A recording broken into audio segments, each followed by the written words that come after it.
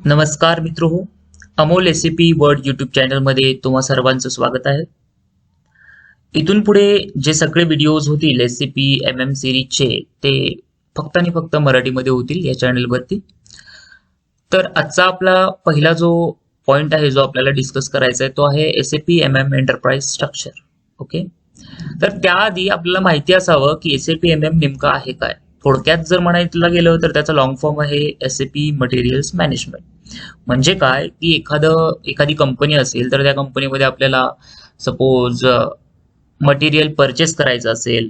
Okay, then purchase केल्यानंतर त्याला एखाद्या ठिकाणी पाठवायचं असेल किंवा इंटरनल जे ऑपरेशन्स असतात कंपनीमधले related to the materials, okay, ते एसएपी एम एम मध्ये इन्क्लूड होतात. डिटेल्समध्ये आपण सगळ्या प्रोसेस येणाऱ्या व्हिडिओजमध्ये पाहणार आहोत. जस्ट बेसिक माहिती असावं म्हणून इन्फॉर्मेशन दिली. तर हे एंटरप्राइज स्ट्रक्चर पाहण्याआधी एक खूप इम्पॉर्टंट गोष्ट आहे ती म्हणजे एसएपीचं सिस्टीम लँडस्केप असतं कसं आणि ते यूज होतं कसं. पहिल्यांदा सपोज की एखादा सॉफ्टवेअर असेल किंवा एखादी वेबसाईट असेल ती जेव्हा आपण नवीन नवीन डेव्हलप करत असू त्यावेळेला त्या वेबसाईटला किंवा त्या सॉफ्टवेअरला सुद्धा या 3 फेजेस मधून जावं लागतं. कोणते फेजेस? डेव्हलपमेंट, क्वालिटी आणि प्रोडक्शन. आता इन टर्म्स ऑफ एसएपी जर आपण पाहायला गेलो तर एका उदाहरणासह मी तुम्हाला एक्सप्लेन करेन हे. समजा की तुमच्याकडे एक कंपनी आलेली आहे, ती कंपनी असेल टाटा मोटर्स, आपण एक्झाम्पल घेऊ. आणि त्यांना काय करायचंय की त्यांच्या कंपनीमध्ये एसएपी इम्प्लिमेंट करायचंय, म्हणजे त्यांना एसएपी यूज करायचं आहे त्यांच्या डेली ऍक्टिव्हिटीजसाठी. तर ते काय करतील, टाटा मोटर्स एसएपी कडून एसएपी सॉफ्टवेअरचं लायसन्स परचेस करतील. आता त्यांच्याकडे एसएपी सॉफ्टवेअर आलंय, राईट, बट ते यूज करू शकतात का? नाही, बिकॉज त्यांच्याकडे अजून त्या सॉफ्टवेअरमध्ये जे रिक्वायर्ड कॉन्फिगरेशन लागतं त्यांच्या बिझनेस प्रोसेसेसनुसार ते अजून नाहीये, त्याच्यामध्ये ते बनवलेलंच नाहीये. सो ते यूज करू शकत नाहीत. तेव्हा ते काय करतील, ते येतील कन्सल्टंट पाशी. कन्सल्टंट काय करतील, त्यांच्याकडून सगळी रिक्वायर्ड इन्फॉर्मेशन गॅदर करतील, त्यांच्या बिझनेस प्रोसेसेस वर्किंग कसं आहे ते बघतील आणि देन एक ब्ल्यूप्रिंट बनवतील आणि त्याच्यानुसार सगळ्यात पहिल्यांदा जे कॉन्फिगरेशन बनेल एसएपी मध्ये ते डेव्हलपमेंट सर्व्हरमध्ये बनेल. ओके, एसएपी कडून 3 सर्व्हर दिले जातील, डेव्हलपमेंट, क्वालिटी आणि प्रोडक्शन. पहिलं जे बनवलं जाईल ते डेव्हलपमेंट मध्ये बनवलं जाईल. एकदा का कॉन्फिगरेशन सगळं बनवून झालं देन आपण टेस्टिंग करू आपल्या साईडवर, म्हणजे क्लायंट टेस्टिंग करेल, सॉरी कन्सल्टंट टेस्टिंग करेल डेव्हलपमेंटमध्ये की सगळ्या प्रोसेसेस प्रॉपर वर्क होत आहेत का after completing the configuration. If everything is okay then आपण ते कॉन्फिगरेशन ट्रान्सफर करू क्वालिटी सर्व्हरला. क्वालिटी सर्व्हरला परत आपल्याकडून एकदा टेस्टिंग होईल आणि then everything is okay. Then काय करायचंय आपल्याला, त्यानंतर जी टेस्टिंग होते त्याला म्हणतात युजर ऍक्सेप्टन्स टेस्ट, युएटी. म्हणजे ते बनवलेलं कॉन्फिगरेशन प्रॉपर वर्क होते का हे पाहण्यासाठी आपण एंड युजरला सांगू, म्हणजे क्लायंटला सांगू की तुमच्या साईडहून टेस्टिंग करा सगळ्या प्रोसेसेस ज्या की तुमच्या कंपनीमध्ये चालतात. देन ते टेस्टिंग करतील आणि देन त्यांनाही वाटलं की सगळं प्रॉपर आहे, everything is working fine. Then मग आपण क्वालिटीमध्ये जे कॉन्फिगरेशन आहे ते आपण प्रोडक्शन मध्ये मूव्ह करू. प्रोडक्शन ही लाईव्ह सिस्टीम असते, रिअल टाइम सिस्टीम असते, ज्यामध्ये की ऍक्च्युअल डेटा असतो कंपनीचा, जे की ऍक्च्युअल वर्किंग होत असतं. एंड युजर जे ऍक्च्युअल मध्ये यूज करत असतात ते प्रोडक्शन सर्व्हर. ओके, आता तुम्ही म्हणत असाल की हे 3 सर्व्हर का युजफुल आहेत, डेव्हलपमेंट, क्वालिटी, प्रोडक्शन, एकच का यूज करत नाही आपण. आता समजा की आपल्याकडे फक्त एकच सर्व्हर आहे प्रोडक्शनचं आणि त्यामध्येच आपण प्रोडक्शन सर्व्हर यूज करतोय आणि त्यामध्येच आपल्याला समजा की एखादी नवीन रिक्वायरमेंट आली, क्लायंट म्हणतोय की मला हे असं असं हवंय. मग आपण समजा प्रोडक्शन मध्ये गेलो आणि ते चेंजेस केले आणि त्या चेंजेसचा काहीतरी चुकीचा इम्पॅक्ट पडला बाकीच्या प्रोसेसेसवरती. तर हा जो इम्पॅक्ट आहे तो एसएपी मध्ये होईलच होईल पण त्यांच्या बिझनेसवरती होईल, राईट. तर हे खूप हानिकारक आहे. हे टाळण्यासाठी आपल्याला 3 सर्व्हर्स यूज करावे लागतात, म्हणजे एक क्लीन आणि जे की स्मूथ वर्किंग असलेलं कॉन्फिगरेशन आपल्या प्रोडक्शन मध्ये जाईल आणि इश्यूज येणार नाहीत बाकीचे काही. Okay, so that is the only reason. आता मेन आपला जो पॉइंट आहे तो आहे एंटरप्राइज स्ट्रक्चर.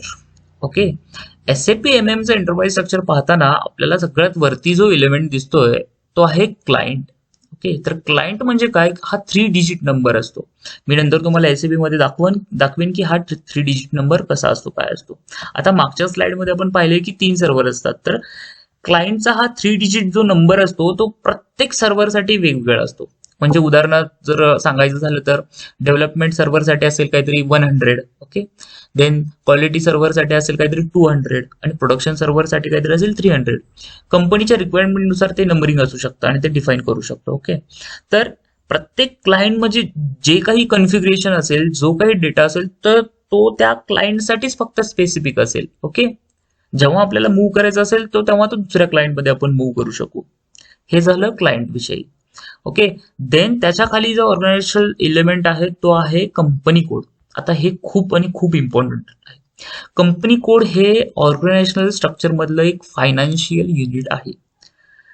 आता हे डिफाईन कसं करतात ऍक्च्युअल मध्ये, की समजा एखादी कंपनी आपण घेऊ, कोणती, पार्लेजी, ओके. पार्लेजी समजा कंपनी आहे, तर त्याचे कंपनी कोड डिफाईन करताना आपण कसं करणार. आता पार्लेजीचा जो बिझनेस आहे तो फक्त इंडियामध्ये नाहीये, बरोबर. समजा त्यांचा बिझनेस असेल UK मध्ये, त्यांचा बिझनेस असेल US मध्ये, ठीक आहे, खूप कंट्रीज मध्ये असेल. तर कंपनी कोड आपल्याला डिफाईन करायचा आहे कंट्री वाईज, ओके. आता पार्लेजी इंडिया हा एक कंपनी कोड झाला, ओके. सेकंड कंपनी कोड असेल पार्लेजी US, असा कंपनी कोड आपल्याला डिफाईन करायचं असतं. तर हे का करायचं असतं, बिकॉज कंपनी कोडवरून आपल्याला प्रॉफिट अँड लॉसचे स्टेटमेंट्स काढता येतात. म्हणजे जर क्लायंटनं म्हटलं पार्लेजीच्या की मला इंडियामधलं प्रॉफिट आणि लॉस सांगा, तर एका सेकंडमध्ये आपण ते रिपोर्ट्स काढू शकतो SAP मध्ये in on the basis of company code, okay. तर कंपनी कोड तुम्हाला समजलं असेल काय असतं, कसं असतं. तर एका क्लायंटच्या खाली मल्टिपल कंपनी कोड्स असू शकतात, ओके. आणि एका कंपनी कोडच्या खाली जे आपलं तिसरं इलेमेंट आहे ऑर्गनायझेशन इलेमेंट, ते आहे प्लांट. आता प्लांट म्हणजे काय असतं, प्लांट म्हणजे जिथं मॅन्युफॅक्चरिंग होते असा एरिया, तो म्हणजे प्लांट. किंवा जिथं पर्चेसिंग केली जाते आणि जे पर्चेसिंग केलेलं मटेरियल स्टोअर केलं जातं तो म्हणजे प्लांट, ओके. तर एका कंपनी कोडच्या अंडर खूप सारे प्लांट असू शकतात.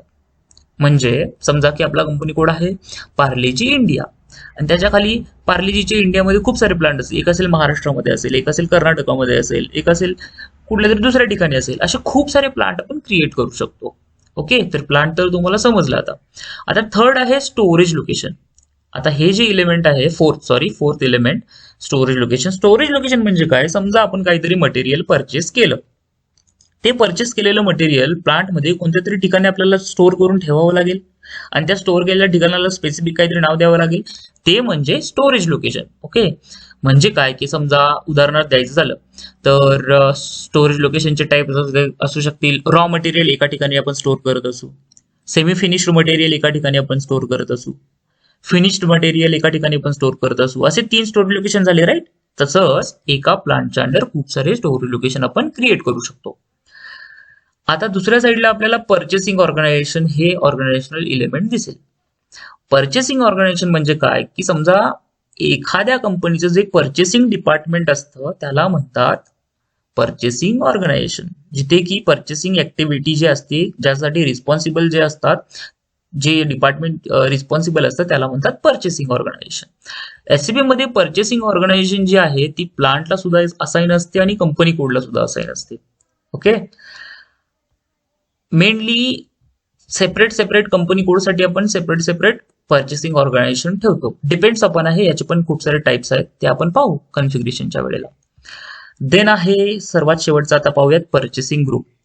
पर्चेसिंग ऑर्गनायझेशनच्या खाली जे युनिट असतं ते असतं पर्चेसिंग ग्रुप, ओके. एका पर्चेसिंग ऑर्गनायझेशनच्या खाली मल्टिपल पर्चेसिंग ग्रुप असू शकतात. पर्चेसिंग ग्रुप म्हणजे काय, की समजा पर्चेसिंग डिपार्टमेंट असेल, ओके. तर त्या पर्चेसिंग डिपार्टमेंटमध्ये खूप सारे पर्सन पर्चेसिंग करत असतील वेगवेगळ्या प्रोडक्टशी, राईट. समजा पार्लेजी असेल तर पार्लेजीचे वेगवेगळे प्रोडक्ट टाईप असतील, म्हणजे की पार्लेजी क्रीम टाईपचे बिस्किट्स, पार्लेजीचे वेगळ्या कोणत्या तरी टाईपचे बिस्किट्स. तर ह्याचं जे पर्चेसिंग असतं ते मी फक्त उदाहरण देतोय तुम्हाला.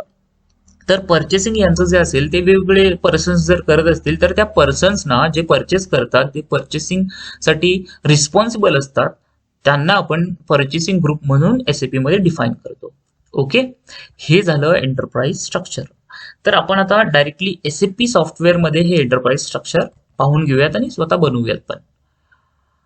आता पहिल्यांदा मी सांगतो तुम्हाला की जेव्हा तुम्ही SAPचं लॉन्च पॅड इन्स्टॉल कराल त्यावेळेला हे असा सिम्बॉल तुमच्या समोर येईल SAP लॉगऑनचा. एकदा का आपण त्यावरती डबल क्लिक केलं देन हे लॉन्च पॅड येतं, लॉग ऑन पॅड म्हणतात त्याला. आणि ह्या लॉग ऑन पॅड वरती आपल्याला लॉग ऑन वरती क्लिक करायचं असतं. एकदा का लॉग इन वरती क्लिक केलं, देन आपल्यासमोर हा जो नंबर तुम्हाला दिसतोय, जो मी सांगितला होता तुम्हाला, client number, okay, 3 digit number, तर हा आता 800 आहे. असंच कोणतेही असू शकतो, 100 असू शकतो डेव्हलपमेंटसाठी, 200 असू शकतो क्वालिटीसाठी, 300 असू शकतो प्रोडक्शनसाठी, राईट. तर आता आपण इथे 800 आहे, ही माझी टेस्ट सिस्टीम आहे, त्यामध्ये आपण आता करणार आहोत. इथे लॉग इन युजर आयडी आणि पासवर्ड टाकायचा असतो. सेपरेट सेपरेट युजर आयडी आणि पासवर्ड आपल्याला भेटतो. And than me enter click करतो. ओके, तर हा आहे एसएपीचा UI, युजर इंटरफेस म्हटलं तरी चालेल. ओके, इथे जे तुम्हाला दिसतोय हा बॉक्स, इथे आपण ट्रान्झॅक्शन कोड टाकतो. ओके, समजेल तुम्हाला ट्रान्झॅक्शन कोड म्हणजे काय असतो तो. हा जो सिम्बॉल आहे तो एखादं कॉन्फिगरेशन आपण बनवलेलं असेल तर ते सेव्ह करण्यासाठी असतो. त्याच्यानंतरचा हा जो सिम्बॉल आहे तो आहे बॅकसाठी, बॅक घ्यायचा असेल तर. देन हा जो सिम्बॉल आहे तो आपल्याला मेन स्क्रीनवरती यायचा असेल. त्याच्यानंतरचा हा जो सिम्बॉल आहे तो आहे कॅन्सल करायचा असेल तर. ओके, हा जो सिम्बॉल आहे ते एखादं काहीतरी फाइंड आउट करायचं असेल तर त्यासाठी. देन हा इम्पॉर्टंट सिम्बॉल आहे एक न्यू सेशन क्रिएट करण्यासाठी, म्हणजे मल्टिपल स्क्रीन्स आपण क्रिएट करू शकतो. आता इथे तुम्हाला एसएपी इझी ऍक्सेस म्हणून एक स्क्रीन दिसते. जर मी याच्यावरती क्लिक केलं तर अजून एक स्क्रीन ओपन होईल, दिसते का इथे 2 स्क्रीन ओपन झाले. अशा एसएपी मध्ये आपण 6 स्क्रीन मॅक्झिमम ओपन करू शकतो. ओके, मला आता ही कॅन्सल करू द्या. ओके, आता त्याच्या खाली एसएपी मेनू म्हणून दिसते तुम्हाला इथे, आणि इथे जे काही ऑप्शन्स दिसत आहेत ते एंड युजर्स यूज करतात त्यांच्या डेली ऍक्टिव्हिटीजसाठी. ओके, हे एंड युजर्ससाठी असतं. आता इथे जर मी ड्रॉपडाऊन करत गेलो, हे मटेरियल्स मॅनेजमेंट, परचेसिंग, इथे परचेस ऑर्डर क्रिएट करायची असते. आता तुम्हाला हा पाथ फॉलो करावा लागतो एखाद्या ठिकाणी जायचं असेल तर. Logistic, materials management, purchasing, then purchase order, मग क्रिएट वरती, देन मग ME21 एंड इथे क्लिक करावं लागतं. ओके, राईट, याच्यावरती डबल क्लिक केलं की मग इथे येतो. तर एसएपी काय म्हणतं, तुम्ही पाथनुसारही जाऊ शकता. ओके, आणि जर तुम्हाला पाथनुसार जायचं नसेल, जास्त वेळ घालवायचा नसेल, तर तुम्ही ट्रान्झॅक्शन कोड यूज करू शकता. तर परचेस ऑर्डर वरती गेलो होतो आपण, त्या परचेस ऑर्डरसाठी टी कोड म्हणजे ट्रान्झॅक्शन कोड आहे ME21N. इथे मी टाकला या बॉक्समध्ये आणि एंटर केलं तर तुम्हाला डायरेक्टली एसएपी जे आहे त्या ट्रान्झॅक्शनला आणून सोडतं. ओके, आणि जर तुम्हाला एखाद्या ट्रान्झॅक्शन मधून बाहेर यायचं असेल मेन स्क्रीनवरती, तर त्याच्यासाठी जो की कोड आहे तो आहे /n दाबल्यानंतर आपोआप आपण बाहेर येतो. ओके, त्यानंतर कन्सल्टंट साठी जे युजफुल टी कोड आहे तो आहे SPRO. ओके, SPRO आपण टाईप केल्यानंतर आपण ह्या स्क्रीनवरती येतो. देन आपल्याला क्लिक करायचं असतं SAP रेफरन्स IMG, म्हणजे SAP रेफरन्स इम्प्लिमेंटेशन गाईड. ह्याच्यावरती क्लिक करायचं आहे आणि इथे जे सगळे ऑप्शन्स आहेत SAP रेफरन्स IMG मध्ये, ते फक्त आणि फक्त कन्सल्टंट यूज करतो. ओके, कॉन्फिगरेशन जे आपल्याला क्रिएट करायचं आहे ते आपण इथे क्रिएट करतो. ओके, तर आपल्याला आता बनवायचं आहे एंटरप्राइज स्ट्रक्चर. तर त्याच्यामधला पहिला एलिमेंट होता क्लायंट, तर आपला ओपन केला आपण. देन कंपनी कोड क्रिएट करायचा आहे. ओके, त्याच्यासाठी आपल्याला जायचं आहे एंटरप्राइज स्ट्रक्चर मध्ये. परत एकदा मी दाखवतो. पहिल्यांदा जायचं आहे SPRO मध्ये, देन SAP रेफरन्स IMG मध्ये, देन एंटरप्राइज स्ट्रक्चर मध्ये, देन डेफिनेशन, त्याच्यानंतर फायनान्शियल अकाउंटिंग, आणि इथे तुम्हाला दिसेल edit copy delete check company code. त्याच्यावरती आपल्याला इथे ह्या आयकॉनवरती क्लिक करायचं. तिथे क्लिक केल्यानंतर copy delete check company code ह्या ऑप्शनवरती क्लिक करायचं आहे. तिथे आल्यानंतर आपल्याला ह्या बटनवरती कॉपी, इथे हे बटन दिसतंय त्याच्यावरती क्लिक करायचं आहे. आता तिथे आपल्याला 2 ऑप्शन येतात. पहिला येतो तो फ्रॉम कंपनी कोड आणि दुसरा येतो तो to company code. From company code म्हणजे काय की SAPनं प्री डिलिव्हर्ड असे काही कंपनी कोड दिलेले आहेत. ते आहेत 1000 आणि 0001. मोस्टली आता हानामध्ये पण 0001च पाहायला मिळतो, बट ह्या सिस्टीम मध्ये 1000 आहे म्हणून मी 1000 यूज करेन.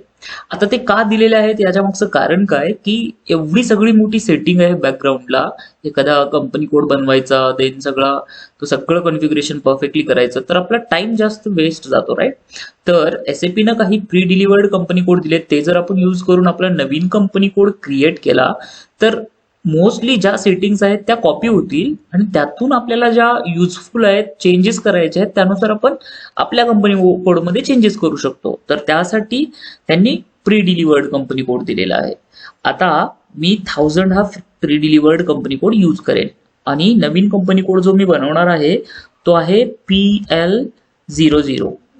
काहीही आपण इथे अल्फा न्यूमरिक किंवा न्यूमरिक डिजिट्स वापरू शकतो. 4 डिजिट पर्यंत लिमिट आहे त्याचं, ते आपण यूज करू शकतो इथे.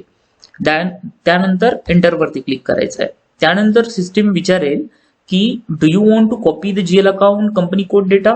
म्हणजे सिस्टीम काय विचारते की 1000 या कंपनी कोड मध्ये जेवढे काही जीएल अकाउंट्स आहेत ते तुम्हाला कॉपी करायचे आहेत का तुमच्या नवीन कंपनी कोड मध्ये. तर हो. का?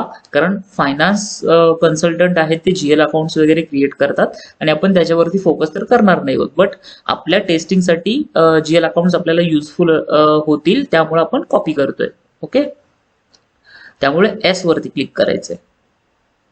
देन परत एकदा सिस्टीम विचारते की do you want to allocate a different local currency to target company code.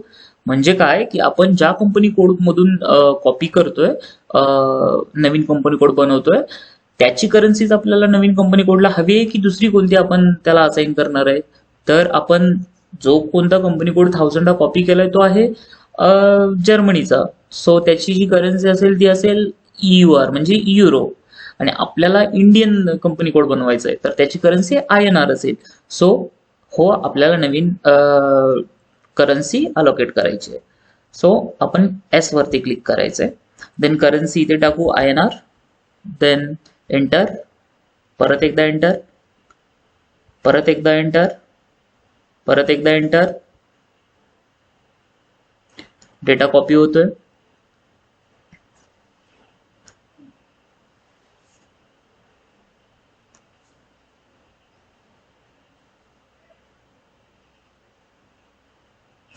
Then आपल्याला एक ट्रान्सपोर्ट रिक्वेस्ट येईल. असा जर पॉपअप आला आणि हा असा नंबर आला तर त्या नंबरला ट्रान्सपोर्ट रिक्वेस्ट नंबर म्हणतात. ओके, तर हे काय इम्पॉर्टंट असतं, जेव्हा पण आपण कोणतंही कन्फिग्रेशन बनवू तेव्हा असा पॉपअप आपल्याला नक्की येईल आणि त्याच्यामध्ये हा असा नंबर असेल आणि त्याच्या अंडर आपलं जे कन्फिग्रेशन आहे ते सेव्ह होईल.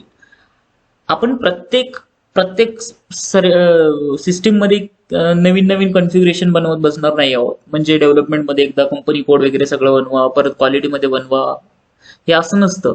आपण काय करतो, एकदाच डेव्हलपमेंटमध्ये कन्फिग्रेशन बनवतो, देन हा नंबर जनरेट होतो आणि हाच नंबर यूज करून परत आपण जे काही कन्फिग्रेशन असेल ते मूव्ह करतो क्वालिटीला किंवा प्रोडक्शनला.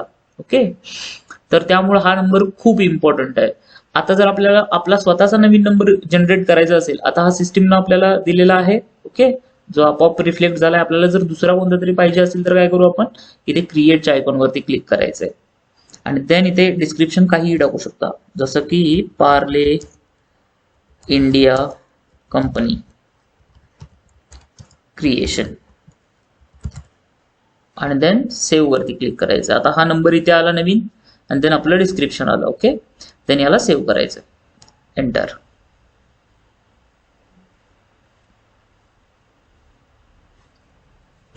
परत एकदा एंटर वरती क्लिक करायचंय. परत एकदा एंटर वरती क्लिक करायचंय. अजून एकदा एंटर वरती क्लिक करायचंय. परत एंटर वरती क्लिक करायचंय. Enter, enter. आता आपला कंपनी कोड क्रिएट झालेला आहे, बट 1000ला कॉपी करून जो आपण बनवलेला आहे, सो त्यामुळं काही डिटेल्स जे आहेत आपल्याला चेंज करावे लागतील. सो त्यासाठी एडिट कंपनी कोड डेटावरती क्लिक करायचंय, पोझिशन वरती क्लिक करायचंय आणि आपला जो काही कंपनी कोड बनवला होता त्याचं नेमिंग करायचं PL00. एंटर. तो रो सिलेक्ट करायचंय आणि डिटेल्सच्या आयकॉनवरती, हा पिंगाचा आयकॉन दिसतोय त्याच्यावरती क्लिक करायचंय. इथे आपण नेम चेंज करू, हे कॉपी झालंय 1000 मुळे, ते आपल्याला चेंज करायचंय. पार्लेजी इंडिया. ओके, सिटी काहीतरी पुणे घेऊ, नाहीतर मुंबई ठेवू, काही इश्यू नाही. Then country IN means India, currency INR बरोबर आहे, language EN means English. Then इथे ॲड्रेसच्या आयकॉनवरती क्लिक करायचंय. हा ॲड्रेस आपण चेंज करू, काहीही टाकू शकतो आपण.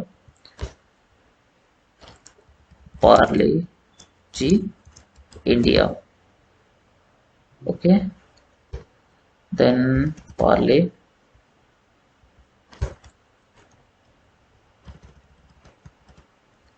Mumbai IN 27 India. रिमूव्ह करतोय, लँग्वेज इंग्लिश आणि हे सगळे डिटेल्स टाकून झाल्यानंतर एंटर वरती क्लिक करायचे आणि देन सेव्ह. हा सेव्हचा आयकॉन इथं वरती आहे. परत आपल्याला ती ट्रान्सपोर्ट रिक्वेस्ट येईल बिकॉज आपण कन्फिग्युरेशन करतोय. सो आता मी ह्याच ट्रान्सपोर्ट रिक्वेस्ट मध्ये सेव्ह करतोय. टेस्टिंगसाठी आपण करतोय, सो नो इश्यूज. जेव्हा रियालिटीमध्ये जाऊ तेव्हा आपल्या स्पेसिफिक नीडनुसार जर आपल्याला एकाच टीआर मध्ये सेव्ह करायचं असेल तर एकाच टीआर मध्ये सेव्ह करायचं, डिफरंट टीआर मध्ये पाहिजे असेल तर डिफरंट टीआर मध्ये. टास्क वाईज आपलं डिपेंड असतं. बॅक घेतो. आता आपला कंपनी कोड तर क्रिएट झालाय. देन आपल्याला क्रिएट करायचं आहे प्लान. ओके, तर परत एकदा दाखवतो पाथ कसा फॉलो करायचा. /n ने बाहेर येतो. Okay, SPRO, SAP reference IMG, enterprise structure, definition आणि फायनान्शियल अकाउंटिंग मध्ये आपण काय केलं, कंपनी कोड क्रिएट केला. ओके, आता आपल्याला काय क्रिएट करायचं आहे, प्लांट. सो लॉजिस्टिक जनरल वरती जायचं आहे. तिथे define, copy, delete, check plant वरती क्लिक करायचं आहे. कॉपी, डिलीट, चेक प्लांट वरती क्लिक करायचं आहे. देन कॉपी बटन वरती क्लिक करायचं आहे. जसं कंपनी कोड आपल्याला प्री डिफाईन्ड भेटत होता तसा प्लांट ही प्री डिफाईन्ड भेटतो. तो पण 1000 किंवा 0001 यूज केला तरी चालेल. नवीन जो प्लांट आपण बनवणार आहोत तो आहे PL10. काही नेमिंग देऊ शकता. देन एंटर वरती क्लिक करतो. एंटर.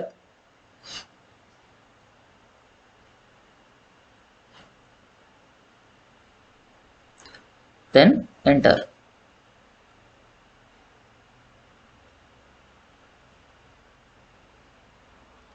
परत एकदा एंटर. आता आपला प्लांट क्रिएट झालेला आहे. कॉपी करून बनवलेला आहे, त्यामुळे डिटेल्स त्याचे चेंज करावे लागतील. त्यासाठी डिफाईन प्लांट वरती क्लिक करायचंय. पोझिशन वरती क्लिक करायचंय. प्लांट आपला काय होता, PL10. त्याला मी सिलेक्ट करतो. डिटेल्सच्या आयकॉन वरती क्लिक करतो. नाव चेंज करू. सपोज की हा प्लांट आपला पुणेमध्ये आहे. Okay, under company code PL00. Okay, Parle plant Pune. Okay, then इथे ॲड्रेसच्या आयकॉन वरती क्लिक करायचंय आणि ॲड्रेस चेंज करू. इथे कंपनी निवडू आपण. नाव चेंज करू. Parle plant Pune. Search term Parle. हा ॲड्रेस रिमूव्ह करू. Pune IN 27 India. Language English. हा नंबर काढून टाकू. एक्सटेन्शन काढून टाकू आणि देन एंटर वरती क्लिक करायचं आणि सेव्ह करायचं. सेव्हचा आयकॉन आहे इथे. एंटर. आता आपला प्लांट पण क्रिएट झालेला आहे. बॅक यायचंय. परत बॅक. आता प्लांट झाल्यानंतर त्याच्या अंडर कोणतं काय युनिट होतं, स्टोरेज लोकेशन. तर स्टोरेज लोकेशन साठी परत तोच पाथ फॉलो करायचा आहे. परत दाखवतो. SPRO ला आल्यानंतर आपल्याला ही स्क्रीन येईल. देन एंटरप्राइज स्ट्रक्चर वरती क्लिक करायचंय. डेफिनेशन वरती क्लिक करायचंय. ओके, देन मटेरियल्स मॅनेजमेंट वरती क्लिक करायचंय आणि शेवटी इथे मेंटेन स्टोरेज लोकेशन वरती क्लिक करायचंय. देन आपल्याला सिस्टम विचारेल कोणत्या प्लांटच्या अंडर तुम्हाला स्टोरेज लोकेशन क्रिएट करायचे. तर आपला कोणता होता, PL10. आणि देन एंटर क्लिक करायचंय. आता आपण काही हे एवढे स्टोरेज लोकेशन बनवलेले नव्हते, तर हे कुठून आले, आपण 1000 प्लांटला कॉपी केल्यामुळे हे सगळे त्याचे स्टोरेज लोकेशन कॉपी झालेत. आता हे आपल्याला नको आहेत म्हणून आपण काय करणार, सगळ्यांना सिलेक्ट करू. इथून हा आयकॉन जो दिसतोय तो ऑल सिलेक्ट साठी आहे आणि देन हा जो आयकॉन तुम्हाला दिसतोय तो डिलीट साठी आहे. ओके, त्याच्यावर क्लिक करणार आणि एंटर दाबणार. डिलीट झालं. आता एकदा सेव्ह करायचं पहिल्यांदा हे. देन आता आपले नवीन स्टोरेज लोकेशन क्रिएट करू. इथं न्यू एंट्रीज वरती क्लिक करूयात आणि ZROH असं काहीतरी नाव देऊ पहिल्या स्टोरेज लोकेशनला. ओके, ZROH हे काय असणार, रॉ मटेरियल साठीच. देन ZSEM देऊ सेमी फिनिश साठी. सेमी फिनिश्ड जे काही मटेरियल्स असतील ते ह्या स्टोरेज लोकेशनला सेव्ह करू, म्हणजे स्टोअर करू. अँड देन फिनिश्ड ZFIN म्हणजे फिनिश्ड. असे 3 आपण क्रिएट केलेत. देन सगळे टाकून झाल्यानंतर एंटर करायचंय आणि सेव्ह वरती क्लिक करायचंय. असे 3 स्टोरेज लोकेशन्स आपण ह्या एका प्लांटच्या अंडर बनवलेत. आता बॅक येतो. परत बॅक येतो. आता झालं आपलं कंपनी कोड झाला, प्लांट झाला, स्टोरेज लोकेशन झालं. आता बनवायचं आहे परचेसिंग ऑर्गनायझेशन. त्याच्यासाठी इथे क्लिक करायचंय. Maintain purchasing organization. देन इथे न्यू एंट्रीज वरती जायचंय आणि इथे परत एकदा काही कोड असेल तर तो टाकू शकतो आपण. PL20 देतो मी पर्चेसिंग ऑर्गनायझेशनला आणि नाव लिहितो परचेस ऑर्गनायझेशन पार्ली. ओके, आणि देन सेव्ह करतो. एंटर. पर्चेसिंग ऑर्गनायझेशन पण क्रिएट झालेली आहे आपली. आता हे सगळं जे आपण बनवलंय ते आपल्याला एकामेकाला असाइन करायला लागेल. ओके, तरच आपल्याला पुढच्या स्टेप्स ज्या आहेत त्या करता येतील. तर त्यासाठी काय करायचं, परत एकदा दाखवतो पहिल्यापासून. तुम्हाला पाथ समजावा म्हणून मी परत परत इथून दाखवतोय. SPRO ला जायचंय, SAP reference IMG, enterprise structure. आतापर्यंत जेवढं काही आपण बनवलं ते डेफिनेशन मध्ये बनवलं. ओके, आता आपल्याला असाइन करायचंय म्हणून असाइनमेंट टॅब मध्ये जायचंय. देन लॉजिस्टिक जनरलला जायचंय आणि assign plant to company code हा पहिला जो ऑप्शन दिसतोय त्याच्यावरती क्लिक करायचंय. न्यू एंट्रीज वरती यायचंय. कंपनी कोड आहे आपला PL00, प्लांट आहे PL10 आणि एंटर क्लिक करायचंय आणि सेव्ह करायचंय. पहिली ऍक्टिव्हिटी केली आपण असाइनमेंटची, plan to company code. Then second activity आहे त्यासाठी यायचं मटेरियल्स मॅनेजमेंट मध्ये, तिथेच असाइनमेंट मध्ये मटेरियल्स मॅनेजमेंट मध्ये. तिथे पहिली ऍक्टिव्हिटी आहे assign purchasing organization to company code, त्याला ओपन करायचंय. आता इथे पोझिशनला जायचंय. इथे न्यू एंट्रीचा ऑप्शन नाहीये, बघू शकता तुम्ही. ओके, सो आपल्याला पोझिशन वरती जायचंय. पर्चेसिंग ऑर्गनायझेशन होती आपली PL20, एंटर करायचं. PL20 ला कंपनी कोड इथे आपला कोणता असेल, PL00 आणि एंटर करायचंय आणि देन सेव्ह करायचंय. परत एकदा एंटर. ओके, बॅक येतोय. देन खालचा ऑप्शन त्याच्या assign purchasing organization to plant, त्याच्यावरती क्लिक करायचंय. न्यू एंट्रीज वरती क्लिक करायचंय. आपली पर्चेसिंग ऑर्गनायझेशन PL20 आणि प्लांट PL10, एंटर करतोय आणि देन सेव्ह करतोय. एंटर. परत बॅक. ओके, इथपर्यंत आपलं सगळं कॉन्फिगरेशन म्हणजे जे मेन एंटरप्राइज स्ट्रक्चर आहे ते डिफाईन करून झाले आणि ते असाइनमेंट ही करून झाले त्याची. ओके, सो आता जर आपल्याला ते सगळं चेक करायचं असेल तर /n दाबतो, मेन स्क्रीन वरती येतो आणि चेक करण्यासाठी जो टी कोड आहे तो आहे EC01 आणि एंटर दाबायचं. इथे स्ट्रक्चर वरती क्लिक करायचं, नेव्हिगेशन वरती क्लिक करायचं, एंटर दाबायचं.